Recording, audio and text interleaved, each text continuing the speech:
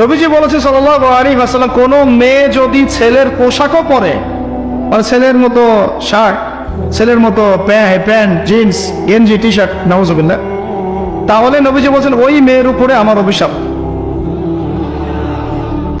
আপনি কোন আল্লাহকে ভুলে গেছেন? আমি অনেক লেকচারে বলেছি, প্রায়ই বলি কথাটা, যে আল্লাহ পাক ছাড়া সত্যিকার অর্থে আমাদের আপন বলে কেউ নাই। আমাদের উপরের মহলে, নিচের মহলে, পরিবারে, সমাজে, আত্মীয় স্বজন, স্ত্রী সন্তান অনেকে আছে, সত্যিকার অর্থে আল্লাহর মতো আপন আমাদের কেউ নাই। এরা সবাই যদি আমাদেরকে ফিরিয়ে দেয়, আল্লাহ পাক আমাদেরকে ফেরাবেন না।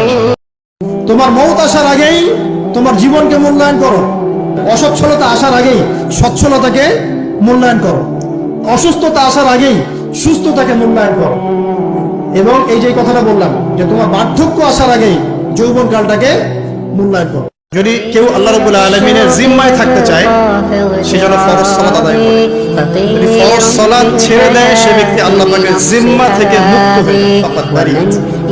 আল্লাহ পাকের যে জিম্মা, নিরাপত্তা, এখান থেকে সে মুক্ত হয়ে গেল যদি সে ফরজ সালাত ছেড়ে দেয়।